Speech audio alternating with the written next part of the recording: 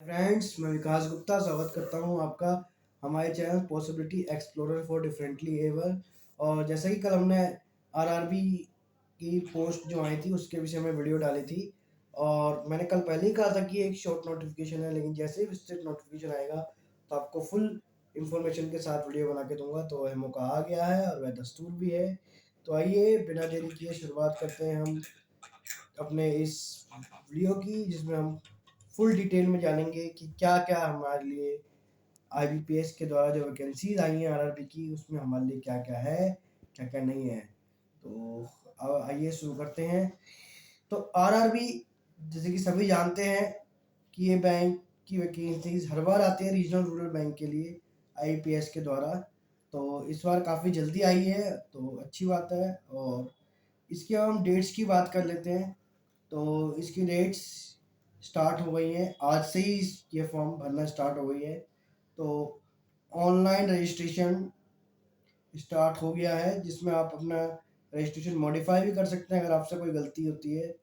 तो ये है 1 जून 2023 से लेकर 21 जून 2023। तो 21 जून 2023 तक आप ये फॉर्म भर सकते हैं। अब पेमेंट की बात करें तो पेमेंट की आपकी डेट है सेम 1 जून 2023 से लेकर 21 जून 2023। अब आपकी इसमें जो प्री ट्रेनिंग होनी है, जैसे कि हम जानते हैं कि आईबीपीएस एक ऐसी संस्था है जो कि कमज़ोर वर्ग होते हैं उनको ट्रेनिंग प्रोवाइड कराती है।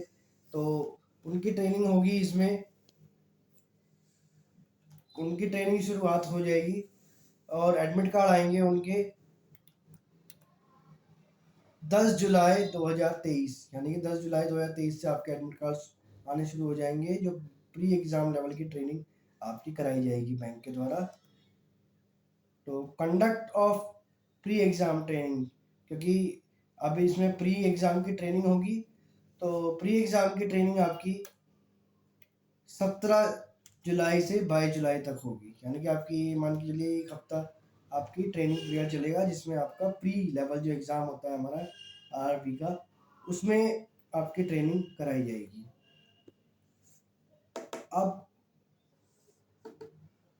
अब हम बात करते हैं कि ऑनलाइन जो एग्जामिनेशन है प्री लेवल का, उसका एडमिट कार्ड की डेट्स कब की हैं। तो उसकी डेट्स हैं अगस्त 2023 में आपके एडमिट कार्ड रिलीज होने शुरू हो जाएंगे। और प्रिलिमिनरी एग्ज़ाम्स की इन्होंने जो टेंटेटिव डेट्स दी हैं वह भी अगस्त 2023 है। अब प्रिलिमिनरी एग्ज़ाम्स की जो रिज़ल्ट की डेट है वह सितंबर 2023 है। तो यहाँ तक इन्होंने प्रिलिमिनरी एग्ज़ाम्स की डेट दी है। देन उसके बाद बात होती है हमारे मेंस एग्ज़ाम की। तो मेंस आपका लगभग मान के चलिए कि अक्टूबर में हो जाएगा। और आईबीपीएस के द्वारा ये कहा गया है, ये भी टेंटेटिव डेट्स है और समय के हिसाब से चेंजिंग आ सकती है, कि नवंबर में आपका इंटरव्यू कंडक्ट कराया जा सकता है, जिसका रिजल्ट 2024 जनवरी में आपको प्राप्त होगा। तो ये हुई हमारी डेट्स की बात, कि किस तारीख में कब क्या होने वाला है और किस प्रकार आईबीपीएस ने इस एग्ज़ाम्स को सक्सेसफुली कंडक्ट कराने के लिए प्लानिंग की है। अब हम बात करें इसमें पोस्ट की, हमारे लिए कौन कौन सी पोस्ट हैं। तो इसमें पोस्ट काफ़ी अच्छी हैं। इसमें हम लोगों के लिए पोस्ट हैं scale level 1, scale level 2, scale level 3 and multi level office assistant की पोस्ट हमारे लिए आरआरबी ने इसमें निकाली है। तो आइए दोनों के बारे में जानते हैं, और दोनों की क्वालिटी या क्वालिफिकेशन कह लीजिए अलग अलग है, और एज क्वालिफिकेशन भी अलग अलग है। तो सबसे पहले हम बात करते हैं कि दोनों ही पोस्ट की क्वालिफिकेशन, यानी कि एजुकेशन क्वालिफिकेशन क्या क्या है। अब हम एजुकेशन क्वालिफिकेशन के विषय में बात करेंगे। तो जैसे कि हमने बात की थी, आरआरबी ने जो पोस्ट है 4 पोस्ट निकाली है। Officer post scale level 1, scale level 2, scale level 3 and office assistant eight multi level. तो इनकी जो एजुकेशन क्वालिफिकेशन है, इसकी जो मेंशन डेट दी हुई है इन्होंने आपके पास सर्टिफिकेट्स 21 जून 2023 से पहले पहले के सर्टिफिकेट होने चाहिए, तो उसके बाद के जो है वैलिड नहीं है। तो आइए हम धीरे धीरे अब एजुकेशन क्वालिफिकेशन की बात करें क्या क्या है। तो सबसे पहले हमारे पास पोस्ट आती है ऑफिस असिस्टेंट मल्टीपर्पस। तो इसमें जो क्वालिफिकेशन मांगी है, इसमें ग्रेजुएशन की डिमांड की हुई है in any stream and working knowledge of computer, यानी कि आपके पास कंप्यूटर का ज्ञान होना चाहिए, कंप्यूटर आपको अच्छे से आना चाहिए, और एजुकेशन जो है आपकी ग्रेजुएशन कंप्लीट होनी चाहिए, कोई सी भी स्ट्रीम से हो सकती है, ठीक है, डजेंट मैटर। और आपको लोकल लैंग्वेज में प्रोफिशिएंट होना चाहिए, यानी कि लोकल लैंग्वेज जो है स्टेट्स की आपको अच्छे से आनी चाहिए। और इसमें हम बात करते हैं डिज़ायरेबल की। डिज़ायरेबल मैंने पहले ये कहा था कि कंप्यूटर की नॉलेज होनी चाहिए, तो ये आपको डिज़ायरेबल है। डिज़ायरेबल कहा गया है, लेकिन मैं ये बताना चाहता हूँ कि आज के ज़माने में ये इम्पोर्टेंट है, तो ये मान के चलिए कंप्यूटर नॉलेज इसमें आपको मांगी गई है। अगली पोस्ट की हम बात करते हैं, जो कि इस ऑफिसर स्केल 1 असिस्टेंट मैनेजर की पोस्ट है। और इन्होंने इसमें ये सेम क्वालिफिकेशन मांगी है कि बैचलर डिग्री होनी चाहिए किसी भी मतलब फील्ड में हो सकती है आपके पास। और प्रेफरेंस ये कह रहे हैं कि उनको दी जाएगी जिनके पास एग्रीकल्चर,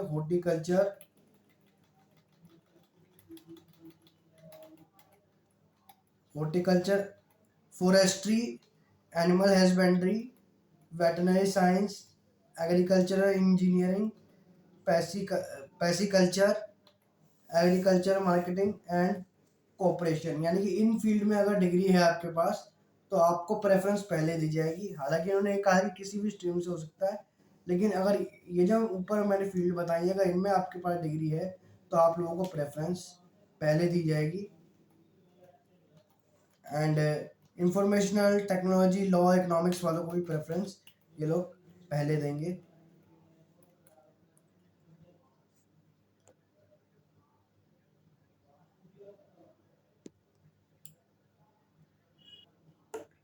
आपको लोकल लैंग्वेज में प्रोफिशिएंट होना चाहिए, और इसमें भी डिज़ायरेबल नॉलेज कंप्यूटर की है कि कंप्यूटर आपको आना ही चाहिए। अगर हम बात करते हैं अब सेकंड पोस्ट यानी कि third post, official scale banking manager scale 2 की है ये।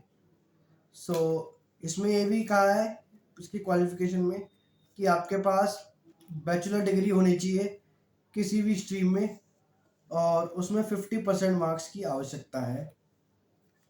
और इन्होंने एक्सपीरियंस मांगा है इसमें कि 2 साल का आपको एक्सपीरियंस होना चाहिए एज ए बैंकर। ये असिस्टेंट मैनेजर की जो स्केल लेवल 2 पे पोस्ट है इसकी है, सॉरी असिस्टेंट लेवल की नहीं है,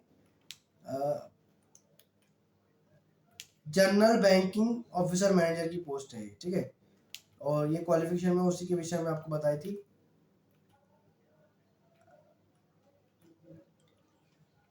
और इसमें सेम यही लिखा है कि प्रेफरेंस उन लोगों को ही दी जाएगी इस पोस्ट के लिए जिनके पास डिग्री है निम्नलिखित फील्ड में, जैसे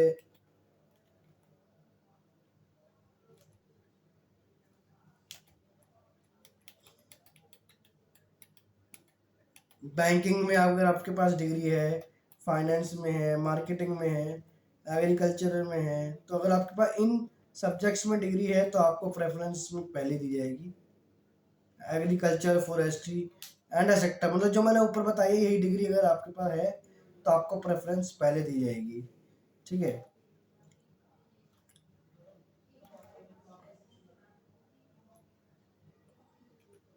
अब हम बात करते हैं अ,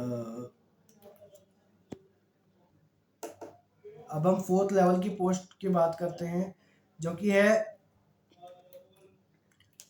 स्पेशलिस्ट ऑफिसर मैनेजर। सो इस पोस्ट की बात करते हैं। इस पोस्ट में या फिर इंफॉर्मेशन टेक्नोलॉजी ऑफिसर है, तो इसमें आपको 1 ईयर का तो एक्सपीरियंस मांगा है। सो आपका 1 साल का एक्सपीरियंस होना चाहिए, और बैचलर डिग्री होनी चाहिए किसी भी यूनिवर्सिटी से in in electronics, communication, computer science, मतलब इनमें से कोई ना कोई तो आपके पास होनी चाहिए।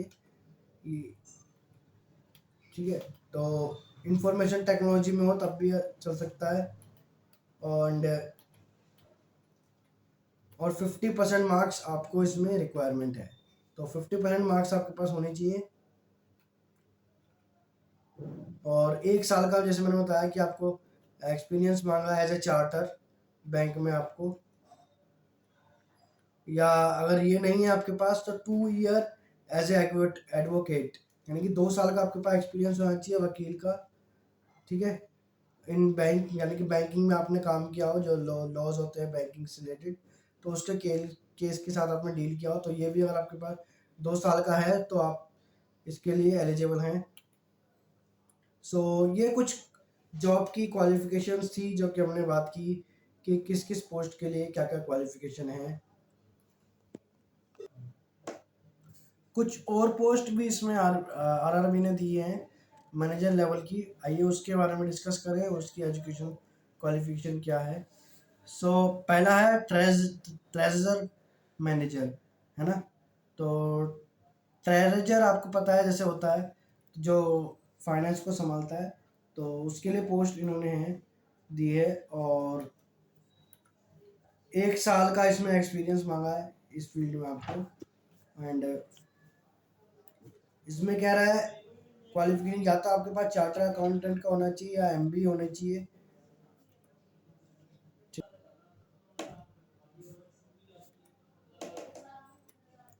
अब हम अगली पोस्ट की बात करते हैं, मार्केटिंग ऑफिसर। तो अब हम सेकंड पोस्ट की बात करते हैं जो कि हमारी पोस्ट है मार्केटिंग ऑफिसर। इसमें भी आपको 1 साल का एक्सपीरियंस मांगा है जैसे फर्स्ट में मांगा था। एंड इसमें भी फर्स्ट पोस्ट की तरह एमबीए इन मार्केटिंग, मतलब उसमें एमबीए मांगा था फाइनेंस में, लेकिन इस पोस्ट में आपको एमबीए इन मार्केटिंग में चाहिए। तो ये डिफरेंट है इस पोस्ट में, क्योंकि ये मार्केटिंग मैनेजर की और वो ट्रेजर मैनेजर की थी, तो ये डिफरेंट है। And agriculture officer third post है। इसमें आपको 2 ईयर का एक्सपीरियंस मांगा गया है। इसमें आपके पास बैचलर डिग्री होनी चाहिए इन एग्रीकल्चर और हॉर्टिकल्चर, या तो एग्रीकल्चर में हो, हॉर्टिकल्चर में हो, डेयरी में हो, या एनिमल हस्बेंड्री में हो, फॉरेस्ट्री में हो, वेटरनरी साइंस में हो, एग्रीकल्चरल इंजीनियरिंग में हो, पेसिकल्चर में हो। ठीक है। तो ये आपके पास होनी चाहिए। और इसमें आप इनमें से किसी में भी अगर आपके पास डिग्री है तो आपके कम से कम 50% मार्क्स तो होने चाहिए, तब आप इसके लिए एलिजिबल हैं। और ये जो मार्क्स मैं आपको बताता हूँ, एक बात ध्यान रखिए, ये एग्रीगेट मार्क्स की बात होती है, यानी कि आपकी जैसे ग्रेजुएशन 3 ईयर की है तो तीनों ईयर का टोटल मिला के आपके 50% बननी चाहिए।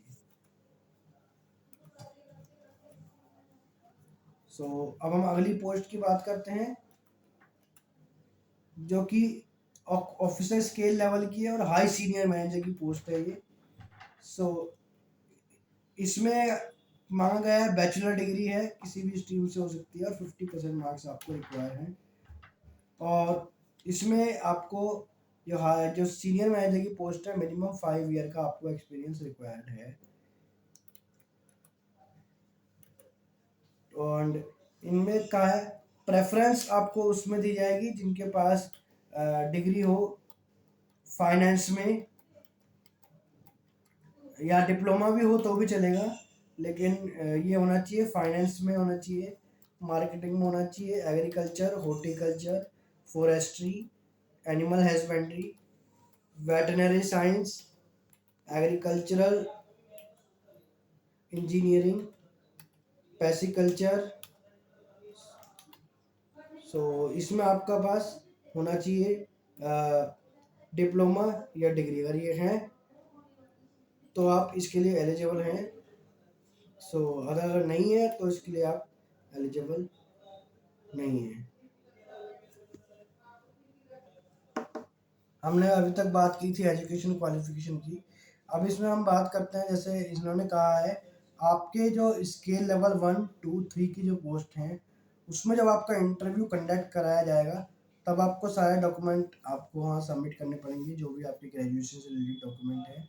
लेकिन जो मल्टी लेवल ऑफिस असिस्टेंट की पोस्ट है उसमें आपको जो डॉक्यूमेंट है ज्वाइनिंग के टाइम पे सबमिट करने पड़ेंगे, क्योंकि उसमें उसमें ज्वाइनिंग के टाइम पे मांगे गए हैं।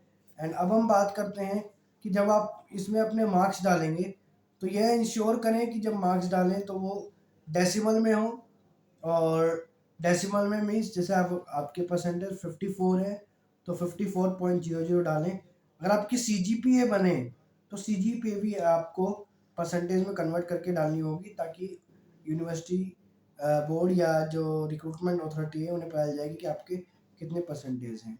अगर आप किसी लैंग्वेज में प्रोफिशिएंट नहीं है तो ज्वाइनिंग के बाद आपको 6 महीने का टाइम दिया जाएगा, और 6 महीने के अंदर अंदर ये आपकी रिस्पॉन्सिबिलिटी है कि आपको उस लैंग्वेज में प्रोफिशिएंसी एक्वायर करनी है, ताकि आपकी जो जॉब है कंटिन्यू बनी रहे। अब हम बात करें इसमें फ़ी पेमेंट की। फ़ी पेमेंट की देखा जाए तो SC ST PWD के लिए इसमें फ़ीस जो है 175 रुपीज़ लगेगी, एंड अदर्स जो हैं उनको आप 850 रुपीज़ पे करना पड़ेगा इस फॉर्म को सबमिट करने के लिए। एंड आप ये इंश्योर करें जब भी ज्वाइनिंग हो आपकी कि आपका फाइनेंशियल हेल्थ अच्छी हो, कोई भी लोन पेंडिंग ना हो, और कोई भी आपके ऊपर केसेस वगैरह पेंडिंग ना हो, और कोई भी डिफ़ॉल्टर ना हो आप, या आपने किसी बैंक का लोन ना लिया हो, ताकि आपकी ज्वाइनिंग आराम से हो सके। अब हम बात करते हैं एज की, कि इसमें कौन कौन सी पोस्ट के लिए कितनी एज की डिमांड की गई है। हाँ, आइए हम बात करें एज क्वालिफिकेशन की। सो आपकी इसमें एज मांगी गई है डिफरेंट डिफरेंट पोस्ट के हिसाब से, डिफरेंट एजेस है, और आपकी एज इसमें 1 जून से 2023 के हिसाब से कैलकुलेट की जाएगी कि आपकी एज कितनी है। 1 जून 2023। सो पहले हम बात करते हैं ऑफिसर लेवल 3 सीनियर मैनेजर की जो पोस्ट है उस पर आपकी एज की डिमांड की गई इन्होंने 21 ईयर से लेके 40 ईयर, यानी कि आप 21 ईयर से ऊपर होने चाहिए और 40 ईयर से नीचे होनी चाहिए। और आपके जो बॉर्न है यानी कि आपका बर्थ है वो 3 जून यानी कि 3 जून 1983 से पहले का नहीं होना चाहिए, एंड 31 मई 2002 के बाद आपका जन्म नहीं होना चाहिए। ठीक है, तो आप सीनियर मैनेजर की पोस्ट के लिए एलिजिबल हैं। सो अब हम बात करते हैं, और ये जो डेट दी गई है ये भी इंक्लूसिव है, यानी कि 31 मई और 3 जून। ठीक है, अब हम बात करते हैं स्केल लेवल 2 मैनेजर की पोस्ट है। सो इसमें आपकी एज मांगी गई है 21 ईयर, एंड मैक्सिमम एज जो है 32 है। और इसमें आपको कहा गया है कि आपको 3 जून 1991 से पहले आपको बोर्न नहीं होना चाहिए, एंड लेटर देन 31 मई 2002 के बाद आपका बर्थ नहीं होना चाहिए। ठीक है, आगे हम बात करते हैं ऑफिसर स्केल असिस्टेंट की जो पोस्ट है, और ये असिस्टेंट मैनेजर की भी आती है इसमें, और ये स्केल लेवल 1 की पोस्ट है। अब सबसे बेस्ट पोस्ट बल्कि मैं कहूँगा यही है। सो इसमें आपको मांगे 18 ईयर से ऊपर, एंड 30 ईयर से नीचे, यानी कि 30 साल से नीचे होनी चाहिए। एंड आपकी इसमें जो एज इसमें मांगी गई है कि आपको 3 जून 1993 से पहले का बर्थ आपका नहीं होना चाहिए, एंड 31 मई 2005 तक अगर आपका बर्थ है तो आप इसके लिए एलिजिबल है, इसके बाद आप एलिजिबल नहीं है इस पोस्ट के लिए।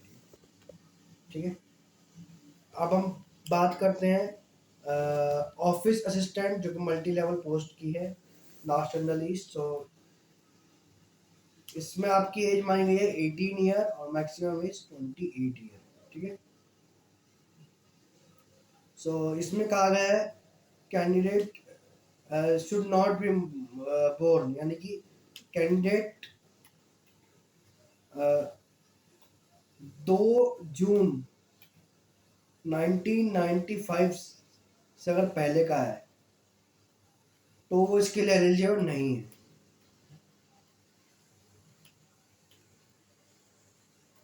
ठीक है। एंड उसके बाद अगर कैंडिडेट 1 जून 2005 के बाद बोर्न हुआ है तो उसके बाद वो एलिजिबल नहीं है। तो ये कुछ डेट्स थी, या कह लीजिए ये कुछ एज क्वालिफिकेशन थी जो कि रिक्वायरमेंट है। सो बहुत ज़रूरी है हमें ध्यान में रखने के लिए इस फॉर्म को अप्लाई करने के लिए। अब हम बात करते हैं रिलैक्सेशन की। तो as usual relaxation SC ST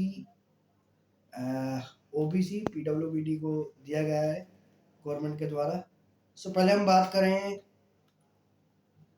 SC ST की, तो उनको रिलैक्सेशन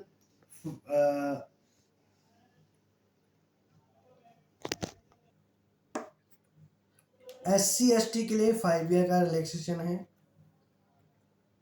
OBC के लिए 3 ईयर का रिलैक्सेशन है।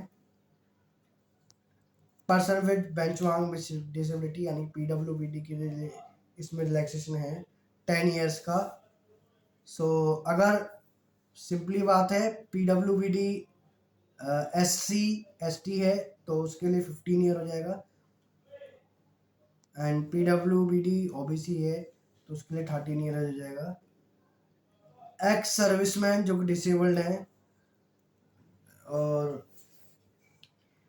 जो जो और पोस्ट ऑफ यानी कि उस पोस्ट के लिए ऑफिस असिस्टेंट, सो मल्टीपर्पस जो लेवल पे निकली है, तो कम से कम उन्होंने जो डिसेबल हुए हैं डिफेंस सेक्टर में 3 से 8 साल तक अपनी सर्विस दी होनी चाहिए। ठीक है। तो और disable ex serviceman belonging to SC ST OBC हैं, उनके लिए कहा गया है कि वो अगर 50 ईयर ओल्ड भी हैं तो इसके लिए एलिजिबल हैं। और in the case of ex serviceman commission officer, ex serviceman है और कमीशन ऑफिसर्स हैं, ठीक है, जिन्होंने 5 साल मिलिट्री सर्विस दी है और उनकी सर्विस कंप्लीट हो चुकी है ना, या 1 साल अभी बचा है उनकी कंप्लीट होने में। ठीक है। लास्ट रिसीव में तो उनको भी इसमें रिलैक्सेशन दिया हुआ है। ठीक है। सो ये कुछ रिलैक्सेशन के रूल थे जो कि मैंने आपको बताए हैं। अब हम बात करते हैं कि इसके लिए कौन कौन एलिजिबल है। जाहिर सी बात है, सिंपली बात है, अगर आप सिटीजन ऑफ इंडिया हैं तो आप इसके लिए एलिजिबल हैं। नंबर 2, अगर आप सिटीजन ऑफ नेपाल भूटान हैं तो भी एलिजिबल हैं, और या अगर आपने चाइना से माइग्रेट किया है तिब्बत से 1962 से पहले पहले तो आप एलिजिबल है इसके लिए। एंड अदर रेफ्यूजीज जो इंडिया में आए हैं परमानेंटली रहने के लिए वो सारे एलिजिबल है, चाहे वो कोई सी भी कंट्री हो, पाकिस्तान, तंजानिया, है ना, युगांडा एंड एक्सेट्रा, मैं नाम ज़्यादा नहीं लूँगा। तो ये सब इन पोस्ट के लिए एलिजिबल हैं। अब हम बात करें स्क्राइब गाइडलाइंस जो कि बहुत महत्वपूर्ण है विजुअल इम्पेयर्ड के लिए और अदर पर्सन के लिए, कि किस तरीके से स्क्राइब गाइडलाइंस इन्होंने कही गई है। सो इसके विषय में हम बात करते हैं। सो इन्होंने ये कहा है कि 2013 की गाइडलाइंस इसमें स्क्राइब की चलेगी, तो आप लोगों के लिए गुड न्यूज़ है कि 2013 की गाइडलाइंस इसमें फॉलो हो रही है। सो बहुत ही अच्छा है। एंड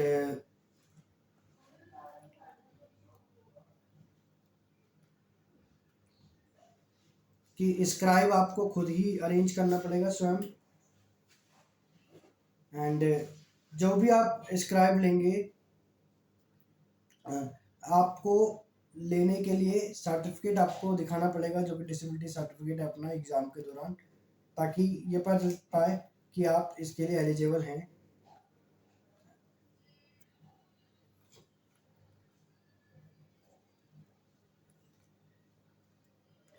और इसमें जब आप कैंडिडेट का जब फॉर्म भरेंगे अपना, तो आपको स्क्राइब की डिटेल तो नहीं, लेकिन आपका डिसेबिलिटी सर्टिफिकेट इसमें अपलोड होना बहुत आवश्यक है। और स्क्राइब जो है किसी भी एकेडमिक फील्ड से हो सकता है, इसमें कहा गया है, लेकिन जो स्पेशलिस्ट ऑफिसर की पोस्ट हैं, scribe should be from an academic stream, मतलब जो स्क्राइब की जो एकेडमिक स्ट्रीम है आपकी एकेडमिक स्ट्रीम से डिफरेंट होनी चाहिए। एंड आपको अंडरटेकिंग देनी पड़ेगी इसमें, है ना। तो ये कुछ स्क्राइब गाइडलाइंस है जो कि आप लोगों को फॉलो करनी है इसके लिए। और एग्जामिनेशन का रूल वही रहेगा कि आपको 1 आवर है तो 20 मिनट्स 1 आवर दिया जाएगा आपको। तो ये है कुछ स्क्राइब गाइडलाइंस। अब हम एग्ज़ाम्स के स्ट्रक्चर के ऊपर बात करेंगे, जो कि डिफरेंट डिफरेंट पोस्ट पर कराया जाएगा। सबसे पहला हमारा है ऑफिसर लेवल ग्रेड 1 की पोस्ट। आइए उसका एग्ज़ाम स्ट्रक्चर देखें किस प्रकार होगा। तो उसका पहले प्री होगा हमारा। प्री में हम सिलेबस बात करें तो क्या क्या आएगा देखें। सबसे पहला रीजनिंग आएगी आपकी, जो कि 40 मार्क्स की है। एंड 40 ही क्वेश्चंस आपको इसमें आएंगे।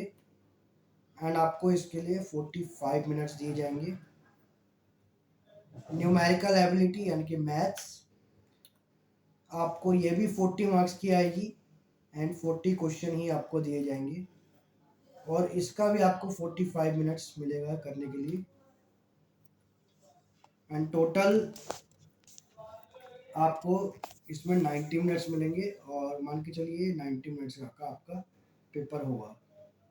ठीक है, टोटल इसमें लिखा है। टोटल इसमें 80 मिनट्स का पेपर होगा आपका और 80 ही नंबर का पेपर आपका होगा। ये प्री लेवल का है, ऑफिसर स्केल लेवल 1। ठीक है, तो अब हम बात करते हैं ऑफिसर स्केल 1। इसमें सेम रीजनिंग आएगी, और ये भी 40 मार्क्स की है, और ये 40 क्वेश्चन आएंगे इसमें। 45 मिनट्स आपको दिए जाएंगे। मैथ्स जो कि 40 मार्क्स की है, और 40 मिनट्स ही आपको दिए जाएंगे। ठीक है, और टाइम जो है इसमें क्या है 45 मिनट दिए जाएंगे। ठीक है, तो ये मान के लिए 90 मिनट्स का आपका पेपर होना है मैथ्स और रीजनिंग का, ऑफिसर स्केल लेवल 1 के लिए। ठीक है, जिसमें मैथ्स रीजनिंग ही आपकी आनी है। अब हम बात करते हैं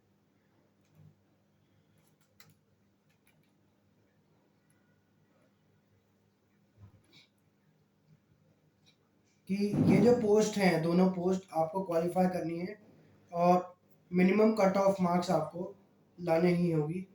ठीक है, और तभी आप मेंस के लिए सेलेक्टेड हो पाएंगे। और मेन एग्जामिनेशन होगा आपका, वो भी ऑब्जेक्टिव टाइप होगा। ठीक है, तो ऑफिस असिस्टेंट की बात कर लें जो मल्टीपर्पज लेवल का है। सो उसके सिलेबस की बात करें, सो उसमें आएगा आपका रीजनिंग आएगी, जो कि 40 मार्क्स की है, और उसमें 50 क्वेश्चंस आएंगे। ठीक है, ये ये जो प्री के बाद मेंस है उसके सिलेबस की बात कर रहा हूँ।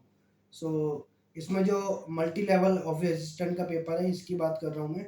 तो इसमें आपका पहला रीजनिंग आएगी, और ये आपकी होगी, हाँ, 40 मार्क्स की होगी, और 50 मिनट्स आपको दिए जाएंगे।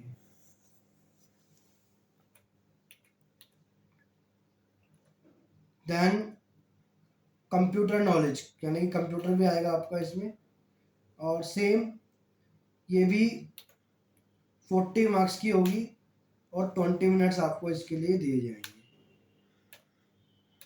देन जनरल अवेयरनेस यानी कि जीके आएगी आपकी, ये भी 40 मार्क्स की होगी और 40 मिनट्स आपको दिए जाएंगे। देन इंग्लिश लैंग्वेज, ठीक है, लैंग्वेज इंग्लिश आएगी और ये भी 40 मार्क्स की होगी और 40 मिनट्स आपको इसमें दिए जाएंगे। और कई बार ऐसा होता है कि कोई लोग हिंदी में पेपर दे रहे हैं तो हिंदी लैंग्वेज भी आएगी, उसमें में फिर इंग्लिश नहीं आएगी, सो वो भी 40 मार्क्स की है और 40 मिनट्स ही उसके लिए दिए जाएंगे जैसे इंग्लिश लैंग्वेज के लिए दिए गए थे। सो न्यूमेरिकल एबिलिटी यानी कि मैथ्स, सो मैथ्स में भी 40 मार्क्स की आएगी आपकी एंड 50 मिनट्स आपको दिए जाएंगे। ठीक है, तो टोटल की बात कर लें अब हम। सो 200 मार्क्स का आपका पेपर होगा जिसमें हम देखते हैं हिंदी, मतलब लैंग्वेज आएगी हिंदी या इंग्लिश, जीएस आएगी, लैंग्वेज आएगी हिंदी इंग्लिश या GS, logical reasoning, maths and computer. So total 200 marks का आपका पेपर होगा एंड 2 आवर्स का आपको टाइम मिलेगा मेंस के लिए।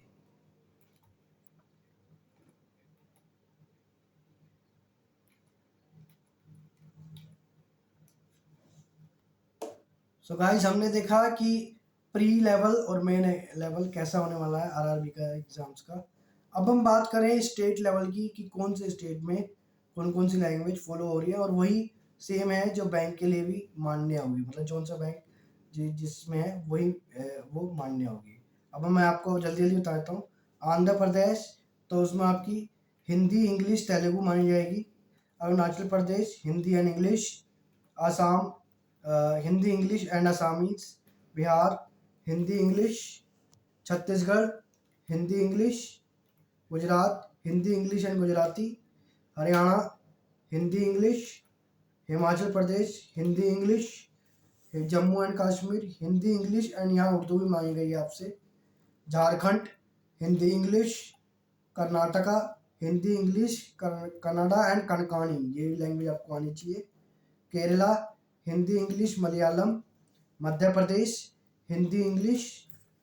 महाराष्ट्र हिंदी इंग्लिश, आपको इसमें मराठी भी चाहिए, कनकानी भी लैंग्वेज चाहिए। मणि मणिपुर हिंदी इंग्लिश एंड मणिपुरी। सो ये कुछ स्टेट थे जिसमें डिफरेंट डिफरेंट भाषा की रिक्वायरमेंट थी। अब हम बात करने अगला मेघालय। मेघालय में Hindi English. Mizoram Hindi English. Nagaland Hindi English. Orissa Hindi English और Oriya. Puducherry Hindi English Tamil Telugu and Malayalam.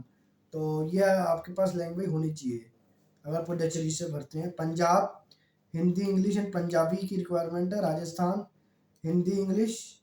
Tamil Nadu Hindi English and Tamil. Telangana Hindi English Telugu and Urdu भी मांगी गई है तेलंगाना में। Tripura Hindi English and Bengali. Uttar Pradesh Hindi English Urdu भी मांगी गई है, तो हिंदी इंग्लिश वैसे होता आप भर सकते हैं, है ना, कि कई बैंक में होता उर्दू भी चलती हो। Uttarakhand Hindi English. West Bengal Hindi English and Bengali.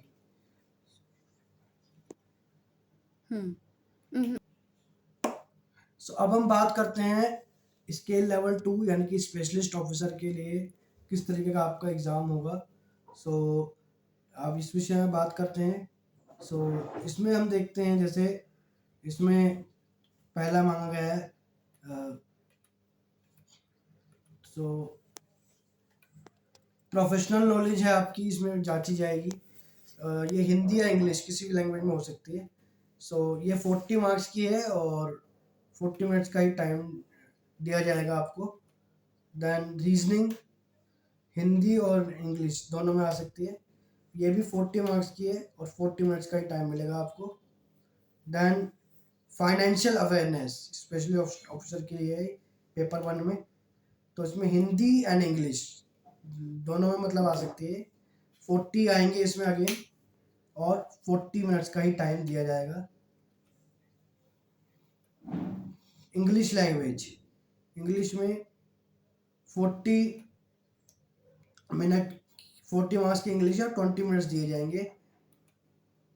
Same ऐसी हिंदी है, हिंदी भी आपकी 40 मार्क्स की है लेकिन मिनट्स यहाँ पे आपको 20 ही दिए जाएंगे। कंप्यूटर नॉलेज हिंदी और इंग्लिश में आ सकती है, तो 40 मार्क्स की है और 20 मिनट्स आपको दिए जाएंगे।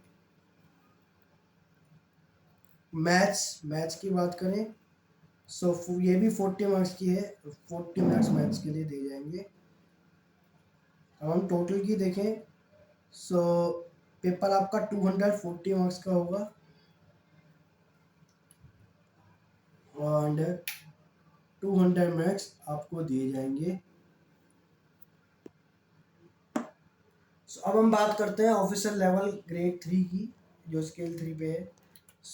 इसका पेपर कुछ इस प्रकार होगा। तो इस पे जो स्पेशलिस्ट ऑफिसर है उसका एक ही पेपर होना है, तो ये अच्छी बात है आप लोगों के लिए। अब हम नेम ऑफ द टेस्ट की बात करेंगे, कौन कौन से हैं।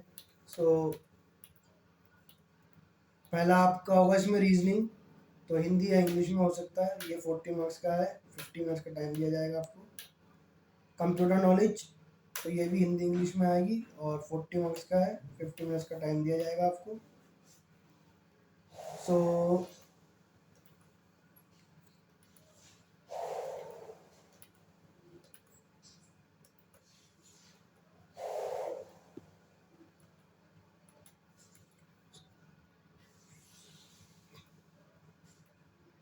इंग्लिश लैंग्वेज की बात करें ये भी 40 मार्क्स की है और 40 मिनट्स आपको दिए जाएंगे। या अगर हिंदी आती है तो ये भी 40 मार्क्स की है, 40 मिनट्स आपको दिए जाएंगे। मैथ्स यानी क्वांटिटेटिव एप्टीट्यूड, ये हिंदी या इंग्लिश में आ सकती है, 40 मार्क्स की है, 50 मिनट्स आपको इसमें दिए जाएंगे। टोटल की बात करें हम आपका ये 200 नंबर का पेपर होगा इसमें ग्रेड 3 में और टोटल टाइम 200 मिनट आपको दिए जाएंगे। ये रही हमारे स्केल लेवल 3 की बात। ठीक है, अगर कोई चेंज आता है तो आप लोगों को इंफॉर्मेशन कर दी जाएगी। अगर हम नेगेटिव की मार्किंग की बात करें तो यस, इसमें नेगेटिव मार्किंग अवश्य होगी। तो 0.25 के हिसाब से आपकी नेगेटिव मार्किंग होगी। ठीक है, आप समझ सकते हैं कि किस हिसाब से नेगेटिव मार्किंग होगी।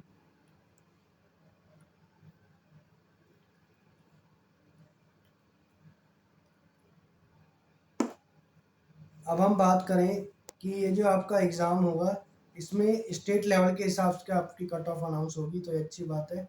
लेकिन इसमें एक कंडीशन है, आपको हर लेवल में या हर सब्जेक्ट में आपको एक कट ऑफ दे दी जाएगी और वो आपको क्लियर करनी पड़ेगी। ठीक है, और तभी आप इंटरव्यू के लिए सेलेक्ट हो सकते हैं, अदरवाइज नहीं हो पाएंगे जैसे इसमें कहा गया है। और जो आपका मेंस एग्जामिनेशन होगा सो इसमें ये कहा गया है कि जब इंटरव्यू के लिए सिलेक्शन होगा तो जितनी वैकेंसी है उसके 3 टाइम्स ये लोग कैंडिडेट को बुलाएंगे ताकि इंटरव्यू कंडक्ट करा सकें। और जो मेंस आपका जो स्कोर्स होगा वो आप लोगों को नहीं बताया जाएगा इंटरव्यू के दौरान। एंड जो स्केल लेवल 2 एंड 3 है आपको उसमें मिनिमम मार्क्स ऑब्टेन करने पड़ेंगे हर टेस्ट में ताकि आप इंटरव्यू के लिए क्वालिफाई हो सकें।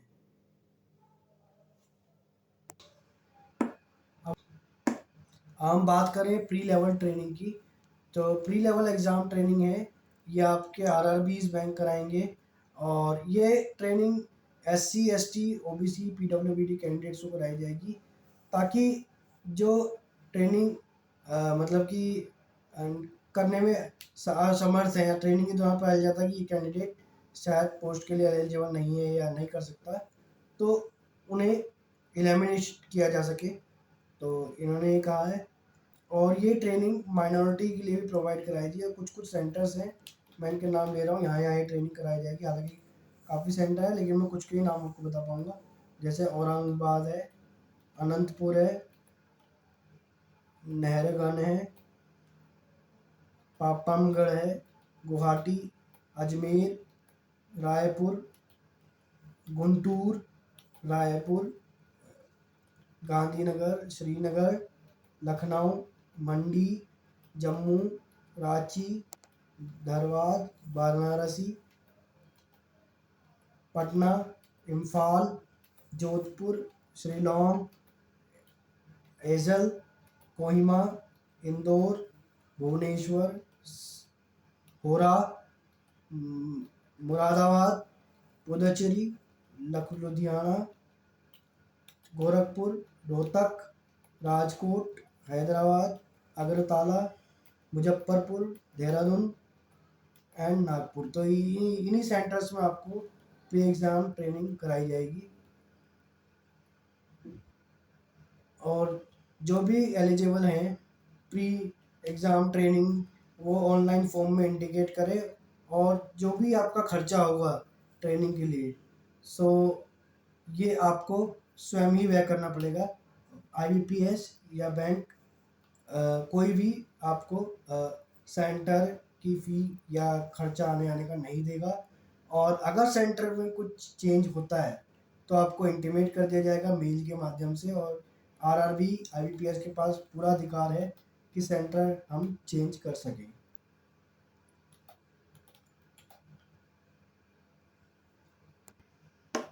अब हम बात करते हैं कि इस फॉर्म को फिलअप कैसे किया जाएगा। तो सिंपली प्रोसेस है, आपको आईबीपीएस की वेबसाइट पे आना है और आपको वहाँ फॉर्म दिख जाएगा, वहाँ पे रजिस्ट्रेशन पे क्लिक करना है, न्यू रजिस्ट्रेशन पे अपना डिटेल्स भरनी है। डिटेल्स भरेंगे तो ये रिक्वेस्ट है कि आप बहुत ध्यान से डिटेल अपनी भरें। डिटेल भरने के बाद आपको ईमेल पर और मोबाइल पर एक रजिस्ट्रेशन नंबर आएगा विद पासवर्ड, वो आपको रखना है। उसके बाद आपको लॉगिन करना होगा। लॉगिन करने के बाद आपको अपनी बेसिक डिटेल्स भरनी है और आपको अपनी फ़ोटो सेकंड स्टेप में फ़ोटो डालनी है और फोटोग्राफ सिग्नेचर अपलोड करने हैं, लेफ्ट थंब इम्प्रेशन यूज़ करना है। ठीक है, तो ये आपको डॉक्यूमेंट्स में अपलोड करना पड़ेंगे। तो लेफ्ट थंब इम्प्रेशन जो है वो बाद में भी डाल सकता है, लेकिन फोटोग्राफ एंड सिग्नेचर वो सेकंड स्टेप में आपको अपलोड करनी पड़ेगी। उसके बाद आपको थर्ड स्टेप पे अपनी जो जनरल डिटेल्स हैं वो आपको भरनी होगी। ठीक है, और ये रिक्वेस्ट है कि आप जब डिटेल भरें बहुत केयरफुली भरें, क्योंकि चेंज होना बाद में मुश्किल है और बाद में आपको एडिटिंग का टाइम नहीं दिया जाएगा। और अगर भी कोई भी डिटेल गलत होती है तो बैंक रिस्पॉन्सिबल नहीं है। और अगर आप ऑफिस असिस्टेंट, मल्टीपर्पज़ या ऑफर स्केल जो स्केल लेवल 1 पे है, अगर आप उसकी पोस्ट पे लिए अप्लाई कर रहे हैं तो आपको स्टेट के हिसाब से पोस्ट भरनी पड़ेगी कि कौन से स्टेट में आप कौन सी पोस्ट चाहते हैं। और यह आपको ध्यान से भरनी पड़ेगी, क्योंकि डिफरेंट कैटेगरीज के हिसाब से स्टेट्स में पोस्ट को एलोकेट किया जाएगा, जो कि हम अगली वीडियो में डिस्कस करेंगे कि कौन कौन से कैटेगरी के लिए कौन कौन से बैंक में या कौन कौन से स्टेट में जॉब्स एलिजिबल है। तो ये आपको जब फॉर्म भरेंगे तो आपको इसमें ये ध्यान देना है कि आप कौन सी पोस्ट भर रहे हैं और कौन से स्टेट के लिए भर रहे हैं। और अगर आपने कुछ गलती की तो वो आपको फिर आपको टाइम नहीं दिया जाएगा उसका। देन उसके बाद अपने डॉक्यूमेंट अपलोड करेंगे, क्वालिफिकेशन डिटेल डालेंगे 4th लेवल पे। देन 5th नंबर पे आपको अपने डॉक्यूमेंट अपलोड करने होंगे। डॉक्यूमेंट वही hand written declaration, then hand written declaration डालनी पड़ेगी, थंब इम्प्रेशन आपको डालना पड़ेगा एंड लेफ्ट थंब इम्प्रेशन डालने के बाद आप जब अपने डॉक्यूमेंट अपलोड करेंगे फिर इसके बाद आपको पेमेंट करनी होगी, ताकि आपका फॉर्म सक्सेसफुली सबमिट हो जाए। तो ये एक तरीका है कि आप अपना जो फॉर्म है आराम से भर सकते हैं। अगर आपको इसमें फिर भी कुछ ना कुछ दिक्कत आती है तो आप पूछ सकते हैं। ठीक है। और एग्जामिनेशन का जो सेंटर है वो आपके प्रेफरेंस के हिसाब से दिया जाएगा, तो आप अपनी प्रेफरेंस के हिसाब से सेंटर भरें। लेकिन अगर कुछ दिक्कत आती है तो आरबीआई आरआरबी के पास पूरा अधिकार है कि आपके जो प्रेफरेंस है उसको चेंज कर सके। और ये मैं पहले भी कहा था और फिर से बात रिपीट करूँगा कि फॉर्म डेट से पहले भर लें और बाद के इंतजार ना करें, क्योंकि कई बार ऐसा होता है कि वेबसाइट चलती नहीं, और जब वेबसाइट चलती नहीं तो लोगों को दिक्कत होती है, और उसके लिए ना तो आरआरबी रिस्पॉन्सिबल है, ना आईबीपीएस अथॉरिटी रिस्पॉन्सिबल है। अब हम बात करें कुछ डॉक्यूमेंट्स के बारे में, तो इन्होंने डॉक्यूमेंट्स के बारे में कहा है जो भी आप फोटो डालें मेक श्योर कि वो ब्लर ना हो और वाइट बैकग्राउंड में ली जाए, और कलर फोटो होनी चाहिए, और रिसेंट फोटो हो तो बेस्ट है। एंड सिग्नेचर के बारे में बात करें तो सिग्नेचर आपका क्लियर होनी चाहिए और दिखने चाहिए। हैंड रिटन डिक्लेरेशन आपको टाइप्ड करनी है। अगर आप साइन नहीं कर सकते या टाइप या हाथ से नहीं लिख सकते तो आपको टाइप करके अपना थंब लगाना है, ताकि अपनी हैंड रिटन डिक्लेरेशन लगा सकें।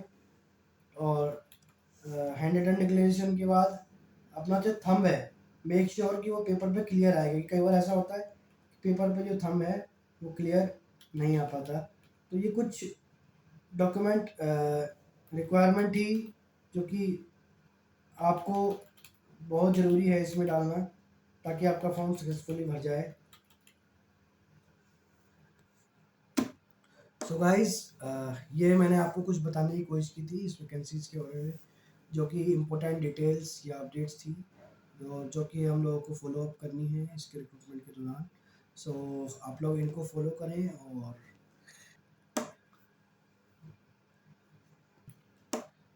इस नोटिफिकेशन के हिसाब से जो भी गाइडलाइंस दी है हम लोगों को फॉलो अप करने हैं और इसके हिसाब से अपना वर्क करना है, ताकि आरआरबी या किसी भी ऑर्गेनाइजेशन को ये मौका ना मिले कि हमारा कैंडिडेट रिजेक्ट हो सके। सो आज की वीडियो के लिए इतना ही, बाकी मिलते हैं हम अगली वीडियो में। और अगर इसमें कोई भी त्रुटि रह गई है तो उसके लिए मैं क्षमा प्रार्थी हूँ। अगर आपका फिर भी कोई क्वेश्चन बचता है इस ऑडियो के रिगार्डिंग या इस वीडियो के रिगार्डिंग, तो आप पूछ सकते हैं कमेंट बॉक्स में, या हमारे ग्रुप में संपर्क कर सकते हैं। रोजगार न्यूज़ हमारा ग्रुप है, उसमें संपर्क कर सकते हैं।